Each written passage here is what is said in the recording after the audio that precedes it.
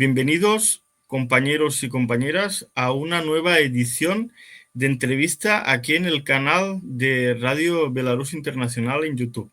Como sabéis, en cada edición intentamos conversar y saber más sobre diferentes temas que muchas veces son censurados o directamente pues son de alguna manera marginados por los medios hegemónicos en Occidente. Y como sabéis, contamos con multitud de expertos.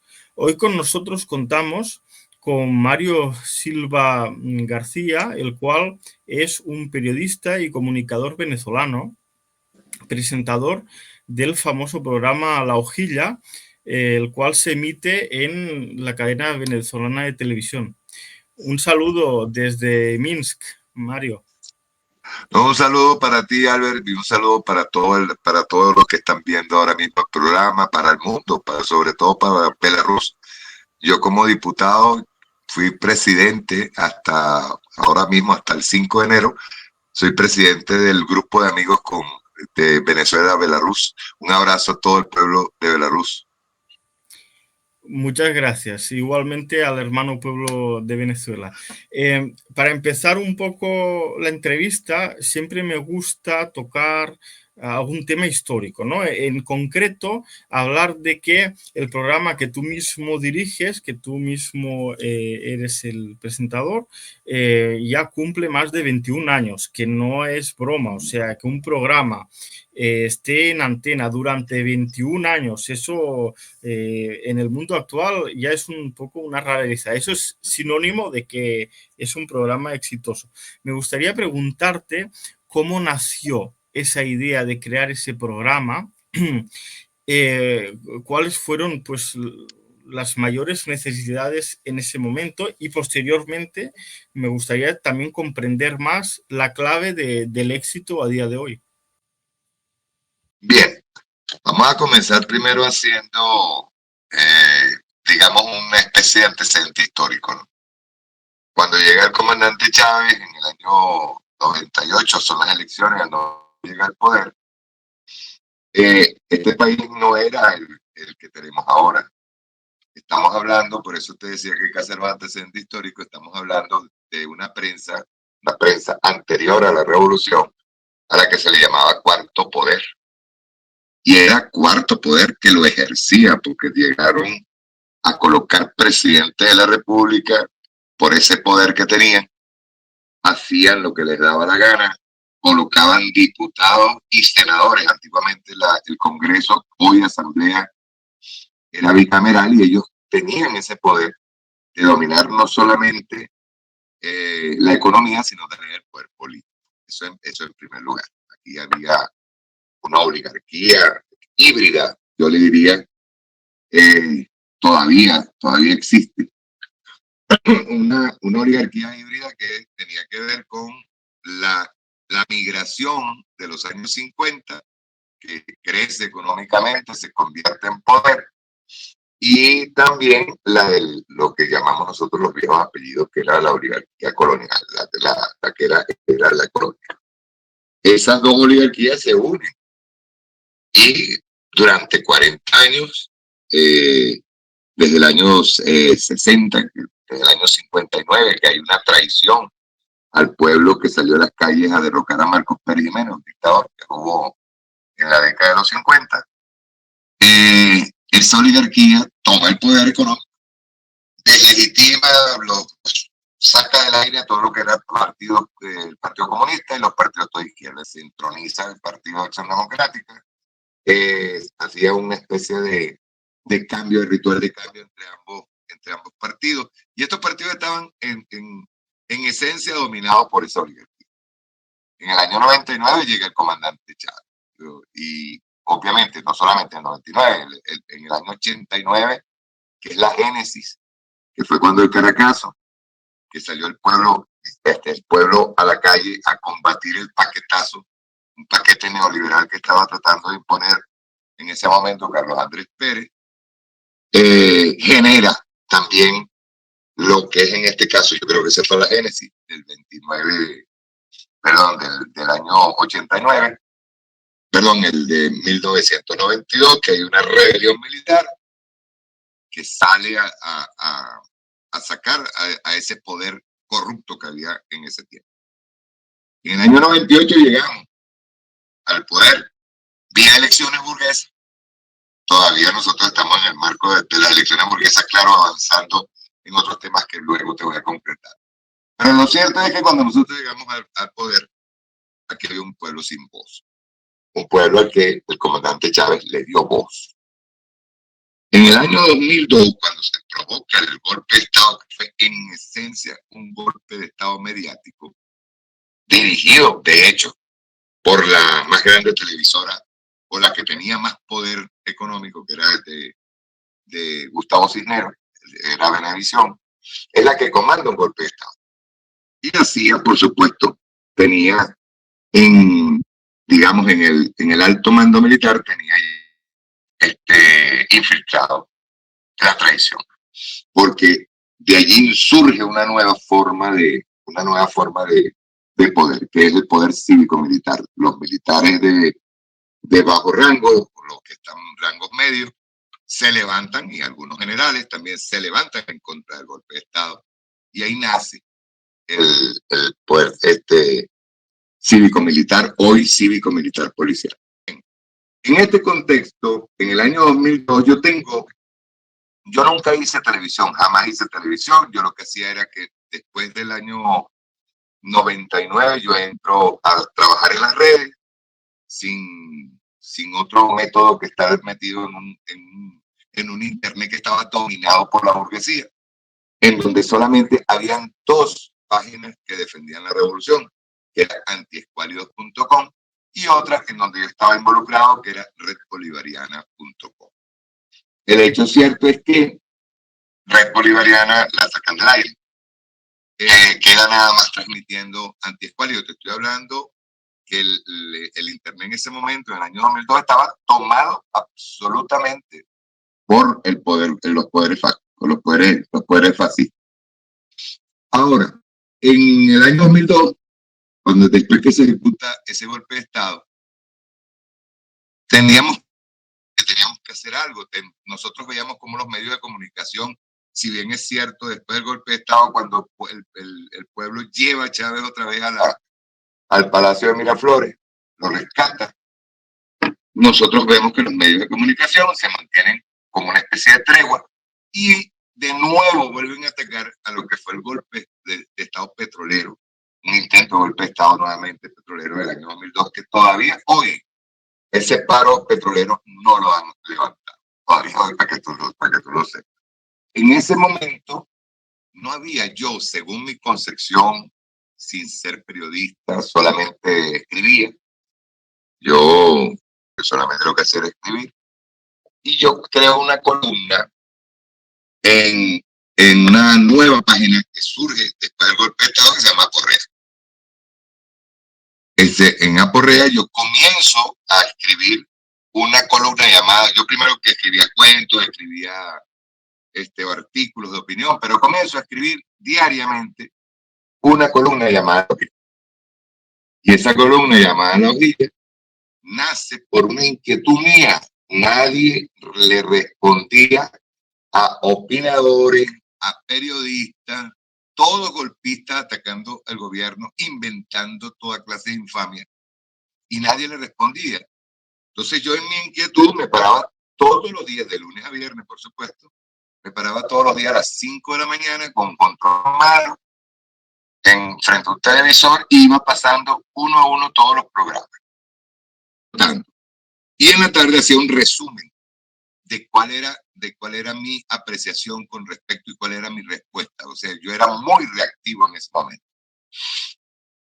No sé, parece que el comandante Chávez me leía, yo no lo sabía, y me invitan a unas reuniones antes del referéndum revocatorio, que nosotros le llamamos, lo revocamos a ellos porque ganamos con casi el 60%. Ellos trataron de revocar al presidente, nosotros le ganamos. Y yo voy a unas reuniones con el vicepresidente en ese momento, que era José Vicente Rangel, en la vicepresidencia de la República. Me invitaron. Y yo no era como el que desconocía todo, yo no sabía de medios, solamente lo que hacía era escribir. Y me encontré con gente muy importante de los medios, gente nuestra. Algunos de ellos hoy adversos a la revolución, cosa que fueron comprando los mismos medios. Y una semana después me llaman a Venezolana de Televisión y me dicen que, porque yo una reunión que tuvimos, pues me dijeron, bueno, ¿qué propuestas hay? Yo dije, mira, yo creo que podemos llevar la hojilla, porque yo siempre pensé que había que mostrarle al pueblo venezolano la infamia que estaban diciendo ellos por televisión, y a través de Venezolana de Televisión había que demostrarle con videos no solamente la infamia, sino toda la sarta de estupideces que hablaban por televisión. Parece que eso le gustó, porque el comandante Chávez, te repito, yo no lo sabía, me leía en la correa. Y me llaman y me dicen que haga el programa. Y yo, mira, yo de medio no sé nada, de televisión menos. Estoy hablando de antes del 21 de junio del año 2004. Me hicieron acompañar con 2 personas, que aprecio muchísimo, uno de ellos en paz descanse, Eileen Padrón y Néstor Francia. Entonces, con eso te resumo. Y comencé yo conjuntamente con un camarada que todavía me acompaña, que era editor en ese momento, Julio Guerrero. Llegamos hasta 21 años haciendo lo que debíamos hacer, lo que nosotros pensamos debíamos hacer, que sería responderle a la mentira. Algunos dicen que eso es medio reactivo, pero yo creo que había necesidad de tener que mostrarle al pueblo qué era lo que estaban haciendo la extrema derecha y cómo se venían los guiones. O sea, que yo te diga ahorita, ¿por qué sigue teniendo popularidad? Yo creo que es más que todo porque las veces que emitimos opinión, es dura, directa, crítica, autocrítica, no nos paramos en hacer adulaciones porque no nos gusta. Y más que todo es respondiendo al pueblo, respondiéndole a la revolución bolivariana y protegiéndola antes de nada. Precisamente a raíz de tu trabajo, tanto bueno, en la hojilla y, en fin, en el periodismo, tú estuviste entrevistando a gigantes, a revolucionarios históricos, ¿no? Me refiero al comandante Fidel Castro y al comandante Hugo Chávez. Me gustaría saber un poco cómo eran ellos en las distancias cortas y además de eso, si nos podrías explicar, contar algunas anécdotas o momentos que viviste junto a ellos. Ok, yo nunca, Albert, nunca he cuantificado el impacto que ha tenido la hojilla. ¿Por qué? Porque no teníamos tiempo.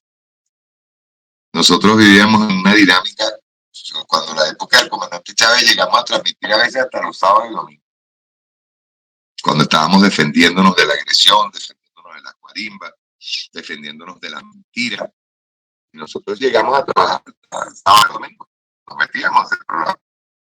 Y yo nunca he cuantificado digamos, el impacto que ha tenido la hojilla y las razones que tuvo mi comandante Chávez, mi comandante Fidel para que siguieran la hojilla. Lo cierto es que ambos se interesaron en el tipo de respuesta que debíamos hacer. Siempre una respuesta oportuna, inmediata. En el momento en que se estaba originando la mentira, nosotros respondíamos de inmediato. Y hubo interés por parte de mi comandante Fidel y mi comandante Chávez por el trabajo que yo hacía. Eso me llevó a tener, yo siempre digo que yo soy más militar que político. Primero porque mi trabajo al lado del comandante Chávez fue en esencia un trabajo militar organizado de respuesta a los fascistas, de respuesta al fascismo. Igual me pasó con mi comandante Fidel. Yo tuve varios encuentros con él en privado.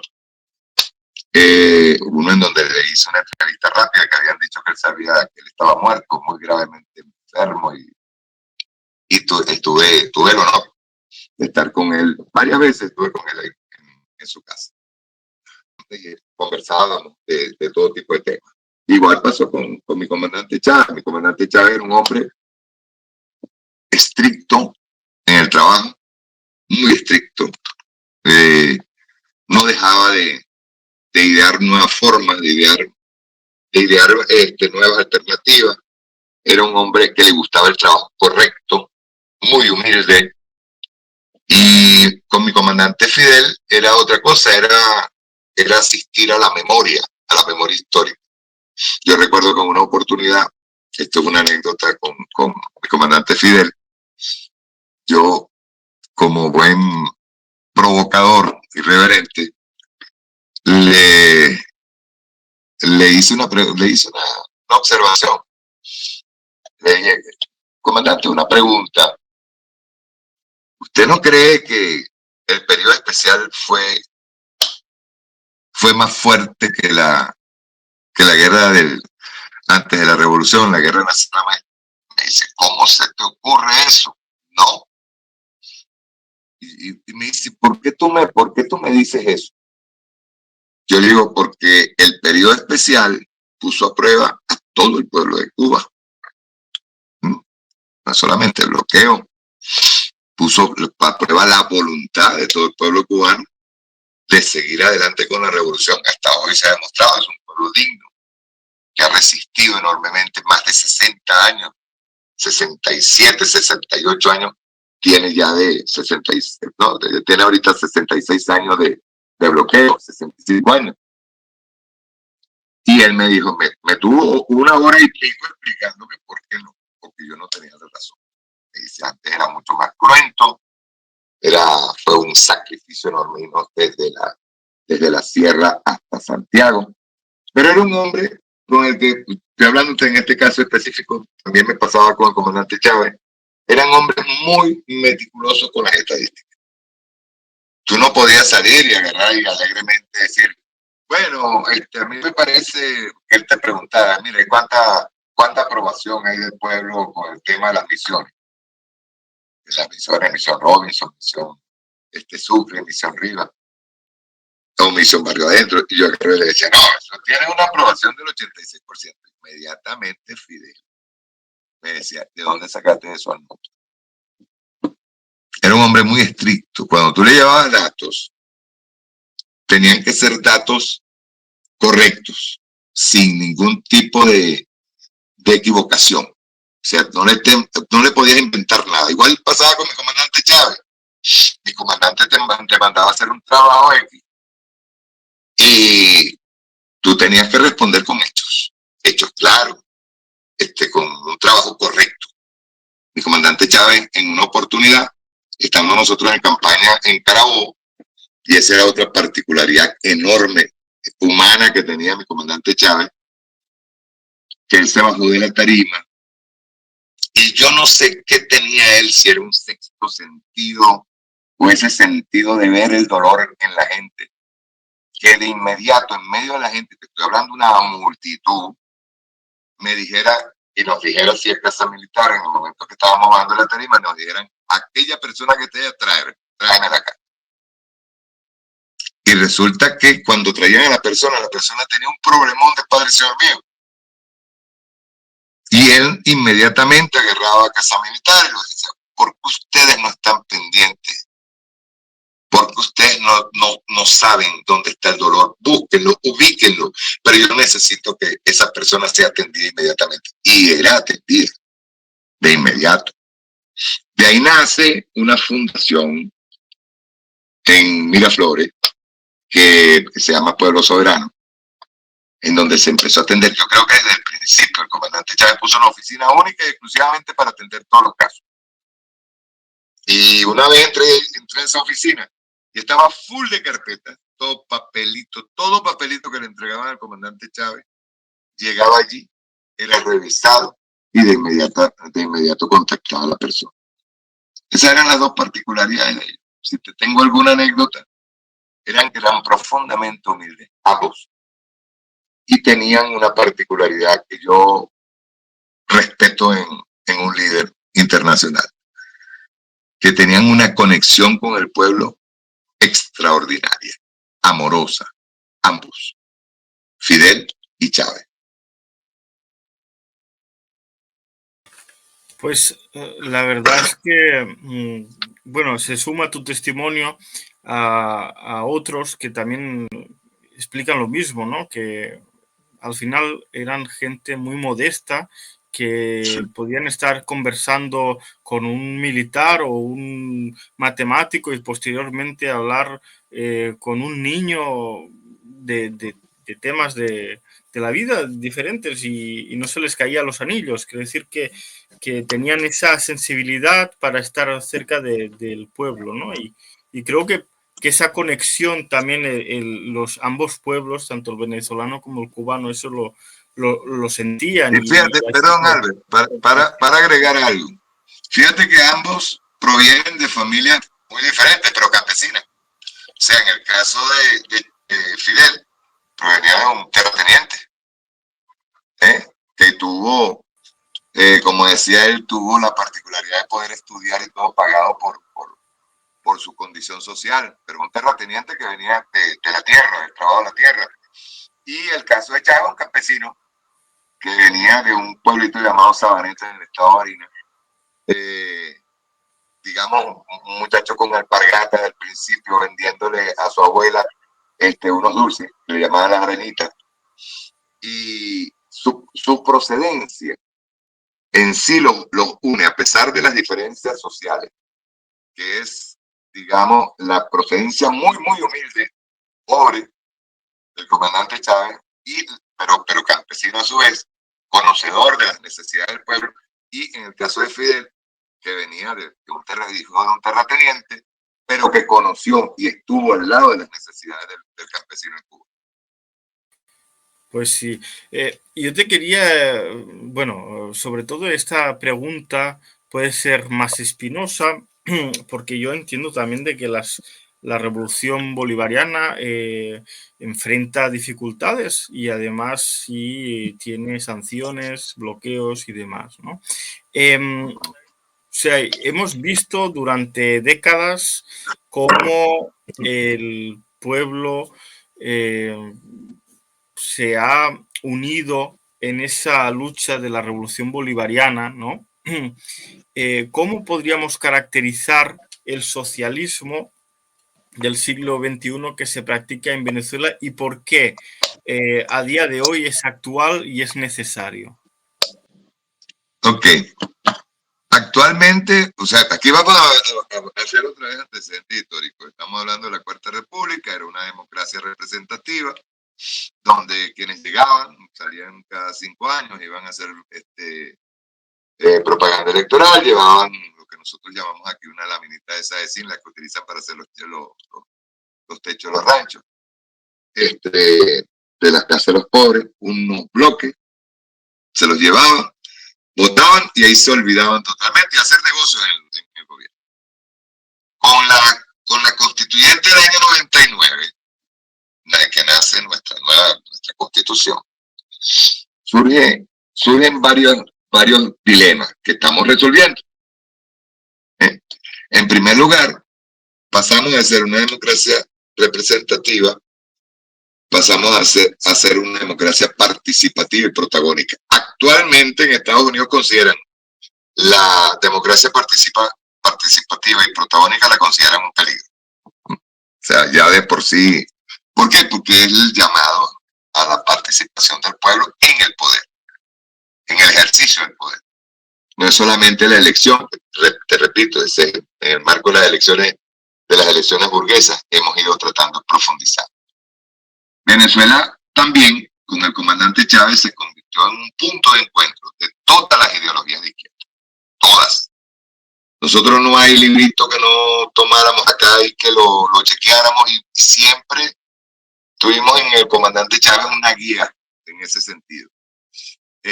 Primero, la fundación del movimiento revolucionario, que fue el MBR 200, se funda sobre el árbol de las tres raíces: Bolívar, Sam Robinson o Simón Rodríguez y Ezequiel Zamora.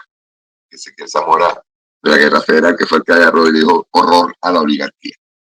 Vamos a esos tres personajes, pero el comandante Chávez era un hombre que era voraz leyendo libros, leía muy rápido y siempre estaba acudiendo, sobre todo con Fidel, que se convirtió en una especie de quiero saber, y comenzó a leer sus textos y comienza a ver una especie de confluencia de todas las ideologías. No solamente Bolívar, Rodríguez y Zamora, sino también comenzamos primero los factores de izquierda, donde vengo yo, el factor marxista-leninista, empezamos a tener impulso, a reorganizar nuestras ideas, es decir, convertimos al país en un crisol de ideas, en donde se debatía todo, se debatía a Marx, a Lenin, a Mao, a Mariátegui, a Gramsci, a diferentes corrientes. Y luego el empeño que tenía el presidente para que nosotros estudiáramos a Mesaro. Entonces, ¿qué pasa? Porque yo decía que nosotros tenemos algunos dilemas que resolver. Porque la Constitución nos dejó artículos que tenemos que ir estructurando y profundizando. Por ejemplo, lo que está haciendo ahora mismo el presidente Nicolás Maduro en medio de la agresión más brutal que hemos tenido en 26 años de revolución. Aquí hay una agresión brutal. Y yo lo digo con toda convicción, creo que esa agresión brutal es muchísimo más terrible que la que tuvo cuando el comandante Hugo Chávez. Desde el año 2015, nosotros hemos tenido una de las agresiones más brutales que ha podido resistir el país. Eso va a originar otra cuestión que hablaremos más tarde. Pero el hecho claro es que de ese crisol de ideas y de esa constitución que tenemos que ir estructurando, profundizando sobre algunos artículos, nace lo que ahora estamos haciendo, que es darle más poder a las comunas, darle más poder para profundizar y traspasar el poder al poder popular. Esto en el marco, repito, nosotros tenemos un país que es capitalista. O sea, no podemos decir que somos socialistas, pero sí estamos en tránsito a la construcción del socialismo. Hay sectores, en el caso mío, que nosotros creemos en que hay que tomar los medios de producción. O sea, ¿por qué? Porque el capital no tiene patria, lo he dicho 1000 veces y lo vuelvo a repetir.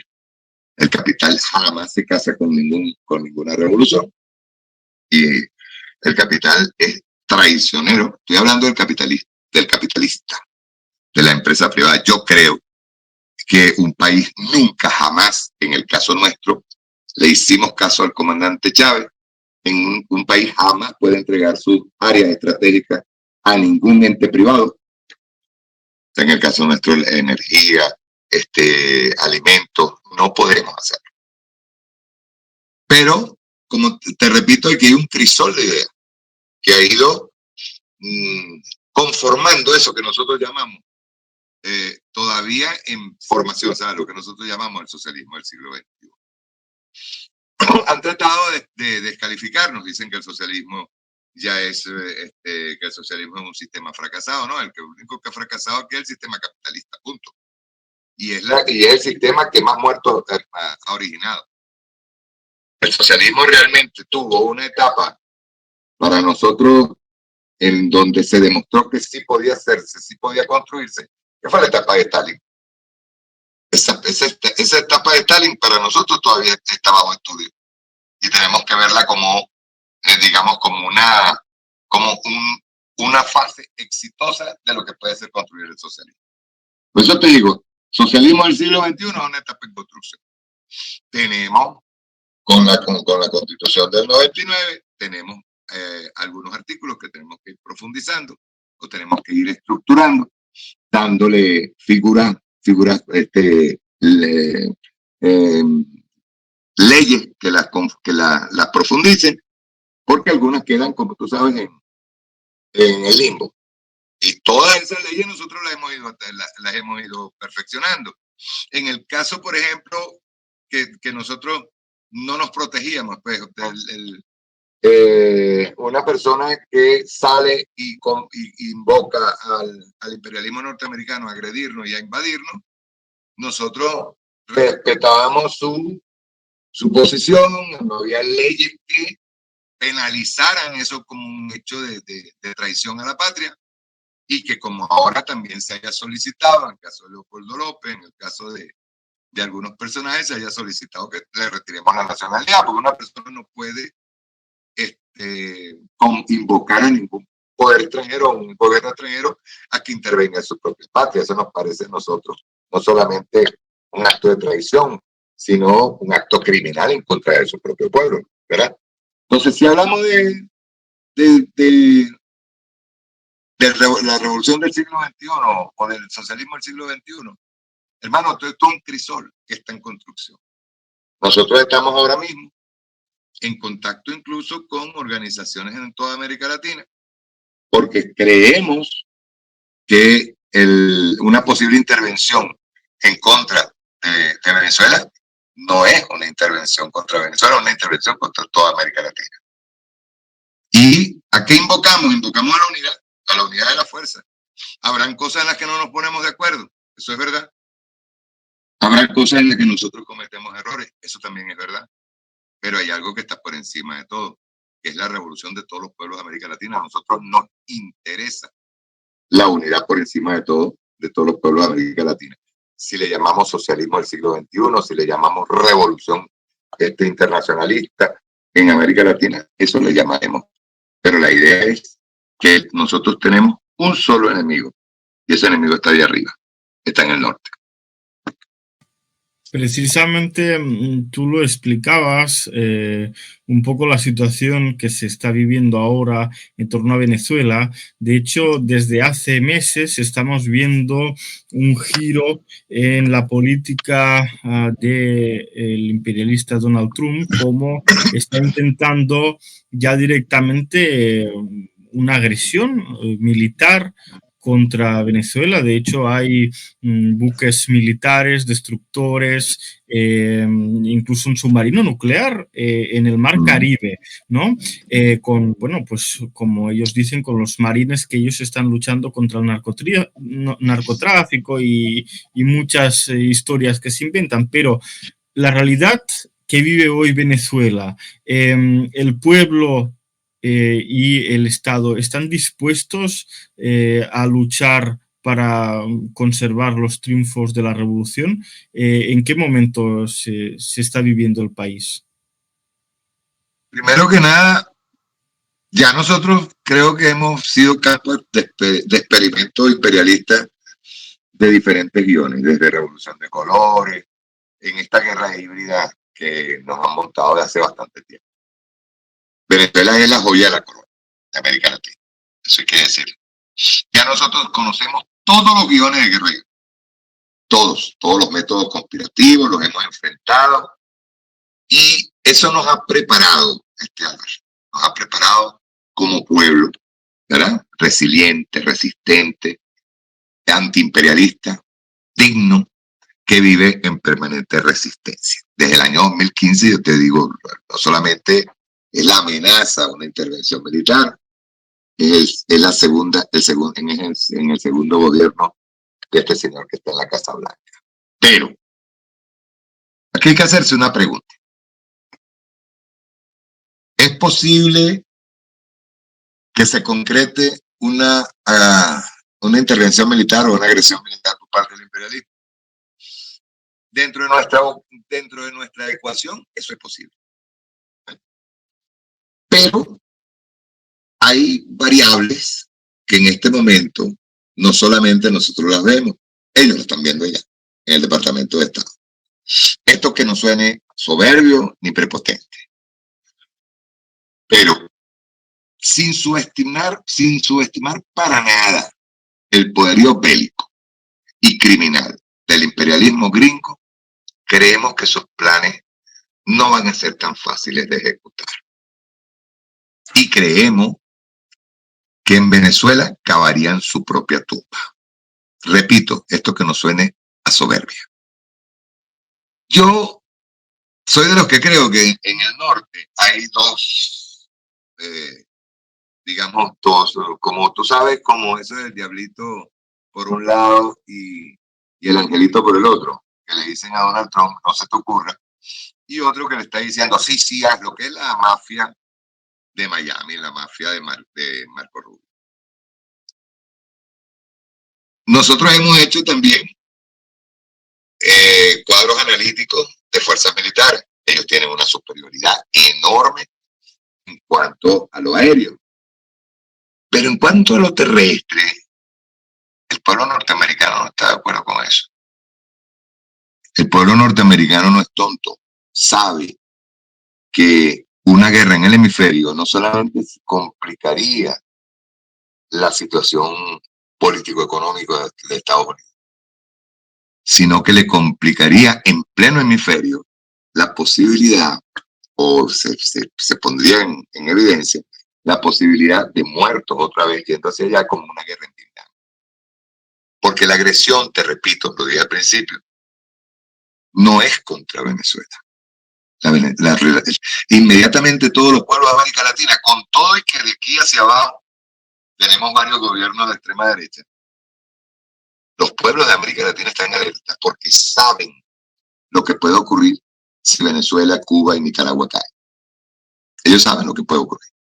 Y no hay que tenerle miedo en absoluto, créeme. Te lo digo con honestidad. No hay que tenerle miedo en absoluto al hecho de que podamos tener una confrontación con ellos. Son poderosos, sí. Tienen fuerza, sí. Pero nosotros tenemos, primero, te lo voy a poner de esta manera. Primero, estamos resueltos a ser libres, cueste lo que nos cueste. Y pase lo que nos pase. Ese es un factor voluntad. Somos más de 5 millones de milicianos que vamos a acompañar a la Fuerza Armada Nacional Bolivariana. O sea, no es poca cosa. Tendría Estados Unidos que empezar a pensar en cometer un genocidio en Venezuela. Somos más de 5 millones de milicianos. Y te aseguro algo, Albert, que aparte de esos 5 millones, al menos habrían 2 o 3 millones más que no son milicianos y que están dispuestos a tomar un arma para defender la patria. Yo te lo digo sin ánimo de ser soberbio, ni mucho menos. Imagínate el número de efectivos que ellos tendrían que movilizar. Estamos hablando de que ellos tienen aquí la flota, casi el 25% de la flota, aquí en el Caribe. Pero imagínate el número de efectivos que ellos tendrían que movilizar para poder tomar el poder en Venezuela. Porque a ellos tampoco les conviene tirarse un bombardeo, destruir la economía, destruir digamos, los campos petroleros y quedarse sin el petróleo que están recibiendo normalmente. Es decir, que no es solamente un tema militar, no es un tema político, es un tema económico. Entonces tenemos el factor voluntad, tenemos el factor militar y tenemos algo que es el factor internacionalista, que es que todos los pueblos de América Latina se van a levantar. ¿Por qué? Porque hay otro factor que es el ideológico. Este pueblo se acostumbró a responder ante la agresión.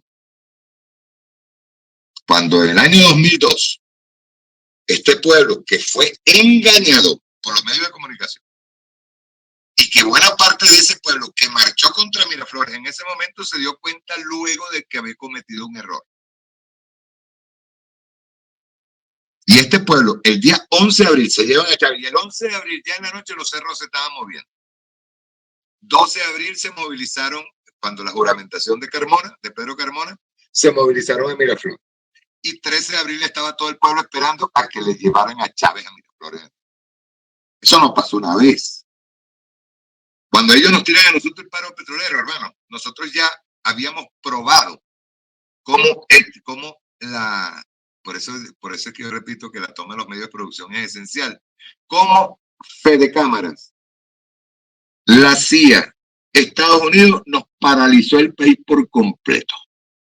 Porque incluso debo recordarte que la industria petrolera era manejada desde los Estados Unidos por vía informática. Y ellos nos paralizaron por completo la producción petrolera. Entonces, ¿qué hubo? Movilización nuevamente popular. tomamos las estructuras petroleras, recuperamos la producción y otra vez retornó la paz al país. Cada vez que ellos se han visto derrotados, están planificando otra vez a ver cómo hacer para derrocar. Y aquí entra un factor, yo lo vengo planteando en los últimos programas, para que nosotros encontremos un punto de no retorno, es decir, un punto en donde ya la alternativa no tenga vía ninguna posible de ataque. Lo que llamaba el comandante Hugo Chávez, lo llamó también Fidel, que es el punto de no retorno, es necesario radicalizar, ya profundizar, irnos a fondo con todas las agresiones que estamos recibiendo, pero irnos a fondo una transformación total a la toma del poder por parte del pueblo, o sea, con su dirigencia y yo diría, le agregaría a la toma de los medios de producción. Es lo que creo, lo veo yo, esa es mi opinión, pero nosotros tenemos que profundizar ideológicamente a todo nuestro pueblo para enfrentar al fascismo. Y te repito, no sé si suena soberbio, pero yo creo que en el Departamento de Estado, que esto es una táctica de máxima presión en contra de nosotros, pero yo sí creo que estos señores encontrarían su tumba aquí. Sería la más grande derrota del imperialismo, porque sería la derrota final en América Latina. Eso de seguir considerándonos patio trasero no debe pasar más. No tiene por qué pasar y yo creo que es una cuestión de respuesta digna de todos los pueblos de América Latina, así como lo es. Pues esperamos de verdad que esta situación se pueda desescalar, que al final el imperialismo entienda de que el pueblo armado es la mayor de las disuasiones y que pacíficamente podáis construir, como estáis intentando desde hace muchas décadas, un futuro próspero. Muchas gracias por haber estado aquí en este programa, dedicar tu tiempo y esperamos verte en futuros programas. Un saludo muy grande a ti y al pueblo de Venezuela. Mario. Encantadísimo, Albert. Un abrazo para ti, un abrazo para toda la gente de Radio Belarus, un abrazo a Belarus, al pueblo de Belarus, un abrazo a todos los que nos... Muchas gracias. Muchas gracias a ti.